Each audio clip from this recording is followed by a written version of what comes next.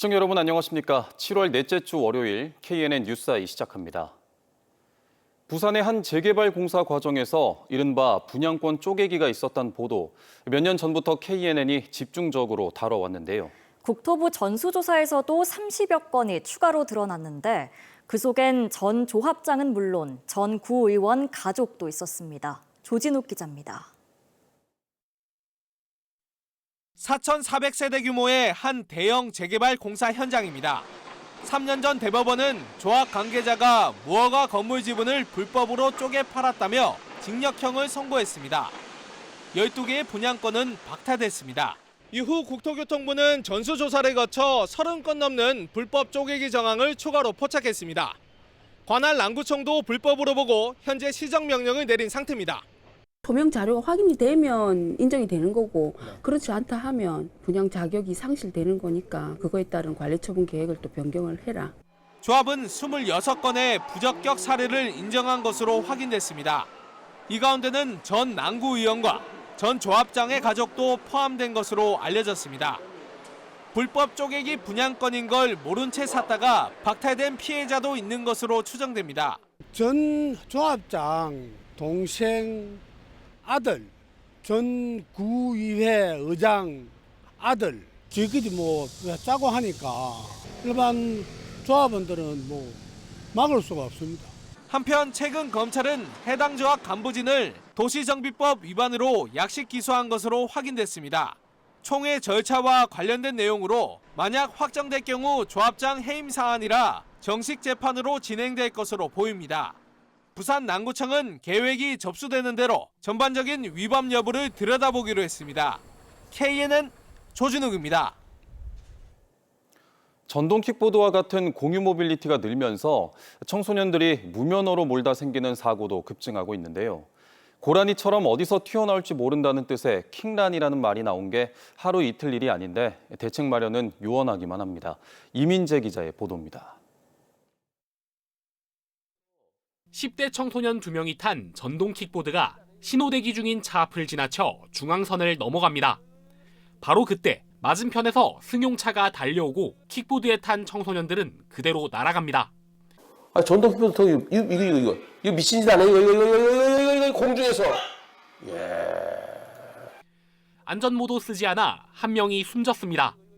시간이 지났지만 이른바 킹란이 문제는 여전합니다.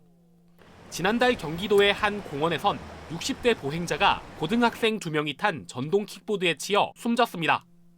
공유 모빌리티가 늘면서 최근 4년 동안 관련 사고는 5배 이상, 사망자도 3배나 급증했습니다. 문제는 운전면허가 없는 청소년도 손쉽게 탈 수 있다는 겁니다. 그런 건 없고 그냥 결제하면 탈 수 있어요. 위험하죠. 헬멧도 안 끼고 하면. 현행법상 이런 공유 킥보드를 타려면 운전면허가 필요합니다. 하지만 계속해서 면허 등록을 미룰 수 있다 보니 무면허 미성년자도 마음만 먹으면 누구나 이런 공유 킥보드를 탈 수 있는 겁니다. 업체들의 방치 속에서 청소년 무면허 적발 건수는 6배 이상 늘었습니다.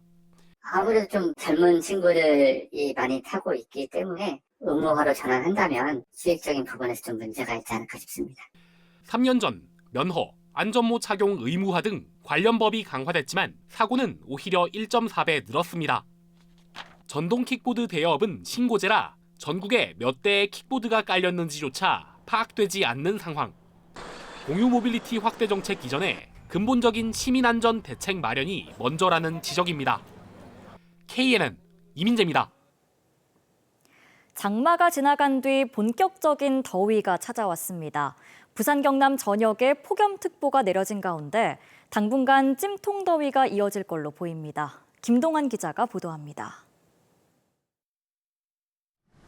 경남 김해 들녘에 자리 잡은 화훼 농가입니다. 아직 오전 시간이지만 비닐하우스 안 온도계는 이미 39도를 가리키고 있습니다. 기온도 문제지만 찜통을 방불케 하는 습도가 더 힘들게 합니다. 젖었던 땅에서 올라오는 습한 열기에 하우스 안은 숨이 막힐 지경입니다. 농부들이 느끼는 체감 온도는 훨씬 더 높습니다. 국화 등 모종들도 성장을 멈췄습니다. 죽도 안 하고 살도 안 하고 얘가 녹아내리게 습이 많이 가지고 우리가 갓비니까 8시 일할 것 같으면 7시 일하든지 그럼 점심때는 이제 1시간 노는 게 아니고 한 2시간을 노는다든지. 장마가 한풀 꺾이고 본격적인 더위가 시작되면서 물놀이 시설에는 인파가 몰리기 시작했습니다. 장마 시즌이었던 지난주 대비 입장객이 배가량 늘었습니다. 방학 시즌과 맞물리면서 아이들은 신이 났습니다. 지난주까지 비가 왔는데 날씨가 좋아져서 가족들이랑 워터파크 와가지고 너무 즐거워요. 오늘 경남에서는 창녕의 낮 최고 기온이 34.6도를 기록하는 등 부산 경남 대부분 지역이 30도를 넘겼습니다.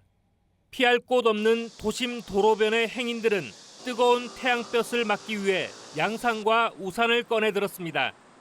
부산 경남 전역에 폭염특보가 내려진 가운데 창원과 김해, 양산 등에는 폭염경보가 발령됐습니다. 본격적인 더위가 시작되면서 부산과 창원, 진주 등은 열대야가 이어지고 있습니다.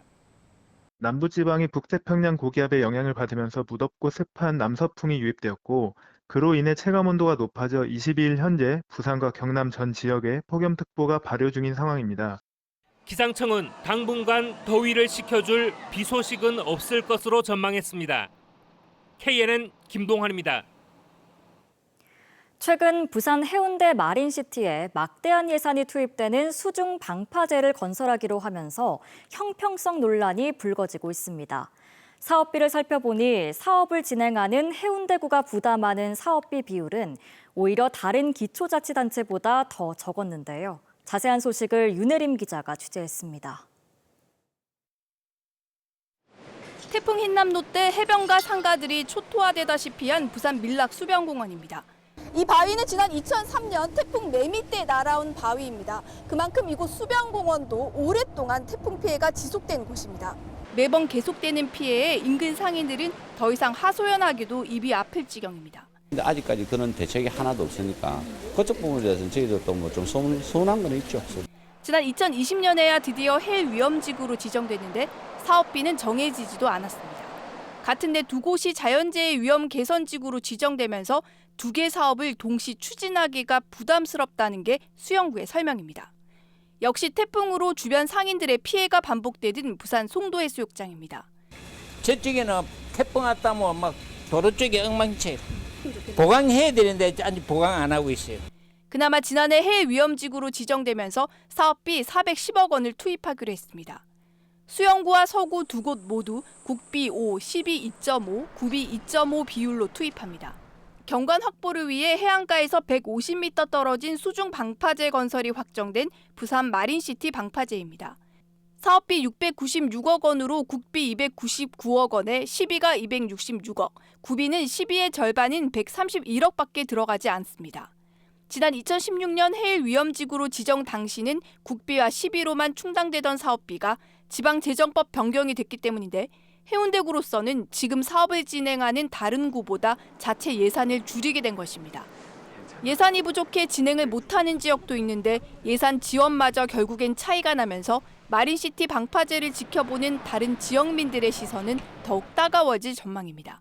KNN 윤혜림입니다. 전두환 씨의 아호를 딴 합천 일회공원 명칭 변경과 관련해 합천군이 공론화를 추진하고 있습니다. 하지만 합천군이 잘 아는 기관에 수의 계약으로 일을 맡기면서 공론화라는 표현이 무색하다는 의견이 나오고 있습니다. 자세한 내용을 이태훈 기자가 전해드립니다. 전두환 씨 아호를 딴 합천 일회공원. 현재 합천군이 공원 명칭 변경과 관련해 공론화 과정을 추진하고 있습니다. 하지만 합천군이 공론화를 하기 위해 선정한 용역 업체를 두고 논란이 일고 있습니다. 용역을 맡은 곳은 한국공공자치연구원, 지자체를 혁신하고 지원하는 민간 전문 기관입니다. 한국공공자치연구원 이사장은 한나라당 국회의원을 지냈고 전두환 씨 집권 시절에는 국무총리상까지 받은 것으로 알려졌습니다. 용역도 수의 계약으로 이뤄졌습니다. 시민단체는 크게 반발하고 있습니다. 공론화를 한다면서 그런 기관을 정했다는 데 대해서 우리 진정성을 믿을 수 없습니다. 최근 합천군은 한국공공자치연구원이 수여한 한국지방자치 경영대상, 산업경제부문 대상을 수상했습니다. 공론화 수행을 한국에서 가장 많이 한 기관까지 소개해 줬음에도 굳이 이 기관을 선택한 이유 말하지 않아도 뻔한 것 아닌가. 각종 논란에 대해 합천군은 잘 아는 업체여서 용역을 맡겼다고 밝혔습니다. 그래 지역을 잘 아는 업체가 중요하겠다 이런 식의 생각에서 단순하게 저희들하고 몇 차례 교류가 있는 업체를 선정해서 하게 됐습니다. 시민단체는 찬성과 반대, 중립 입장을 대변하는 공론화 추진위원을 선착순으로 뽑는 것도 문제라고 지적했습니다. 합천군은 지원자가 많을 수도 있어 선착순으로 모집한다고 설명했습니다. 하지만 합천군과 잘 아는 용역기관에 수의계약을 통해 맡긴 사업이 공론화라는 의미를 살릴 수 있을지 의문이 커지고 있습니다. KNN 이태훈입니다. 부산 명지국제 신도시에 영국의 명문학교 설립이 추진됩니다. 부산이 글로벌 허브 도시로 도약하는 데 필수 인프라라고 하는데 이전에도 추진됐다 유야무야 된 적이 있어 이번엔 제대로 될지 지켜볼 일입니다. 표준규 기자가 보도합니다. 160년의 역사를 자랑하는 영국 웰링턴 칼리지. 매년 20-30명이 옥스퍼드와 캠브리지 대학에 진학하는 명문입니다. 중국, 태국, 인도 등의 인터내셔널 스쿨도 운영하는데 최상위권 교육기관으로 높은 지원율을 자랑합니다. 웰링턴 칼리지가 부산 캠퍼스를 추진합니다. 강서 명지국제 신도시 13,000제곱미터의 유치원과 초등학교를 2027년 개교하겠다는 것입니다. The location of the school, the growth and development in Busan that the school will help with, and which will help the school to thrive and flourish. 글로벌 허브 도시를 추진하는 부산시로서도 소중한 성과입니다. 외국 기업 유치의 기본 요건인 국제 교육 인프라 확보에 가능성을 연 것입니다. 또 기왕의 로얄 러셀을 비롯해서 부산에 이런 세계적인 명문 학교들이 있게 됨으로써 저희가 새로운 기업 유치나 투자 유치를 하는 데에도 큰 도움이 될 것으로 생각합니다. 부산시는 행정 절차에 속도를 내는 동시에 입학 요건 논의도 시작할 예정입니다.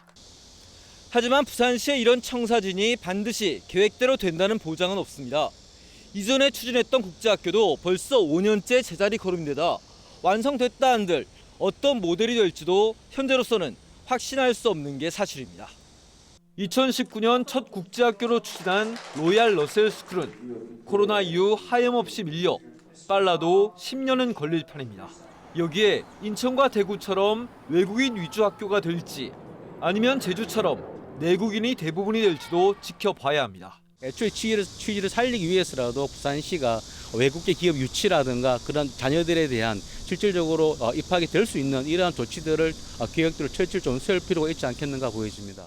부산에 들어설 국제학교가 외국 기업을 끌어들일 핵심 정주 여건으로 자리 잡을 수 있을지 주목됩니다. KNN 표준규입니다. 경남도가 오늘 우주항공과 금속기계, 자동차 산업 분야 11개 기업과 3,800억 원대의 투자와 신규 고용 1,336명 규모의 투자 협약을 맺었습니다. 이번 협약에 따라 항공기 부품을 생산하는 코오롱데크 컴포지트가 하만 일반 산단에 652억 원을 투자해 공장을 새로 짓는 등 11개 기업이 사천시와 함안군, 고성군, 산청군 등 4개 시군 산단에서 공장 신축과 증축, 설비 교체 등에 나설 계획입니다.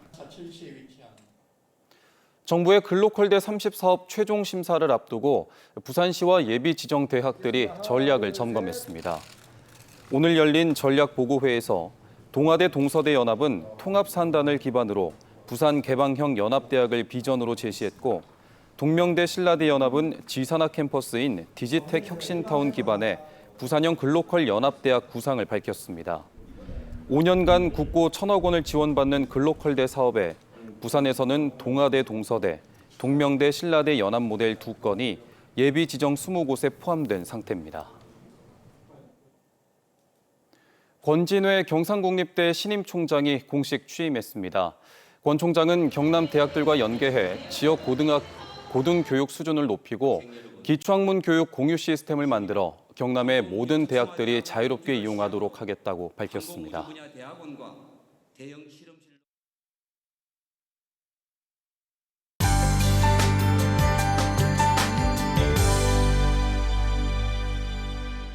절기 대서인 오늘은 더위가 절정을 이룬다는 의미와 맞게 무척 더웠습니다. 내일도 모든 지역에 폭염특보가 내려지겠고 폭염경보가 내려진 경남 중부 내륙은 체감기온 35도를 웃돌며 무더위가 나타나겠는데요. 온열질환 발생하지 않도록 더위 대비 잘해주시는 게 좋겠습니다. 내일 오전부터 저녁 사이에는 경남 서부를 중심으로 소나기가 내리겠는데요. 이 소나기는 돌풍과 벼락을 동반해 짧은 시간 동안 강하게 내리겠습니다. 정체전선의 영향으로 내일 오전까지 수도권과 강원 내륙 지역은 장맛비가 내리겠습니다. 그 밖의 지역으로는 폭염이 기승을 부리겠습니다. 내일 아침 기온은 오늘과 비슷하게 출발하겠고 낮 기온도 오늘만큼 오르며 덥겠습니다. 낮 최고 기온 거제 30도, 창원과 밀양은 33도까지 오르겠습니다. 한낮의 부산은 31도, 양산은 33도 보이겠습니다. 바다의 물결은 비교적 낮게 일겠지만 바다 안개에는 여전히 유의하셔야겠는데요. 또 해안으로는 강한 너울이 밀려올 수 있어 안전사고에 유의하시기 바랍니다. 다가오는 목요일까지 경남 내륙에는 소나기가 내리겠고 열대야 현상이 나타나며 낮과 밤으로 덥겠습니다. 날씨였습니다.